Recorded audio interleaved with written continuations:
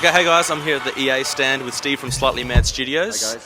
Thanks for joining us today, Steve. You're most welcome. Cool. So give us a quick recap on what Need for Speed Shift's all about for maybe those who aren't too familiar with this new take on the series, I guess. Yeah, sure. So Need for Speed Shift is very much a revival of the series. We're bringing back some of the aspects of the series that's got lost along the way. Things like first-person driving view with the cockpit, replays, and all that. But more than that, far more than that, what we've done with Need for Speed Shift is we're trying to draw the player very much into the game by creating what we call this first-person racing experience and dropping you in the cockpit of the car itself. What we've done is we've modeled a highly detailed character in the car, and then basically his viewpoint becomes yours, and having a camera attached to his head, so the way he moves, going over little bumps, accelerating, braking, shaking through turns, all of that becomes your viewpoint. You'll find effects like, for example, when you're going really fast, your point of view focusing on the road ahead, you'll get like tunnel vision, the graphics near you will start blurring and all that. And and when you crash, it's sort of like a really intense experience with lots of shaking going on, blurring. You'll hear the guy's heartbeat eventually if it's a severe enough impact. So very much creating this intense first-person recreation of being a race driver.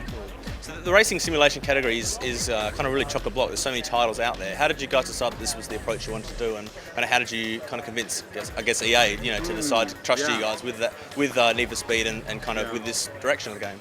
Well, so yeah, basically the Need for Speed franchise originally, of course, started off as sort of like a simulation game with Road and Track back on the 3DO, and it's like changed over time and became more and more like an arcadish experience. And there's a lot of like disgruntled fans of the Need for Speed franchise who really like that. But on the other hand, there's a lot of people who really like the new style. So it was a really wise move of EA to say, look, you know what, let's do this. Let's cater to all audiences. Let's take this apart and make a really, really good, instead of trying to find something that's like a common denominator, let's make a game that totally caters to the audience that likes intense racing experience games, where it's far more of a realistic, authentic experience, and then do separately the arcade type games like what they're doing with Nitro, for example.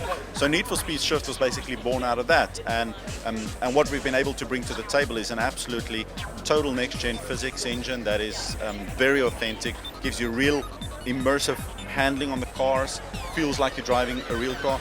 For example, when we created the cars, we worked very closely with the manufacturers, and our whole goal was not to just create a car that looks good, but it had to sound like the real thing and it had to handle like the real thing. And that's the only way that you can really pull a player into this full immersive experience and create that level of that suspense of disbelief. Yeah.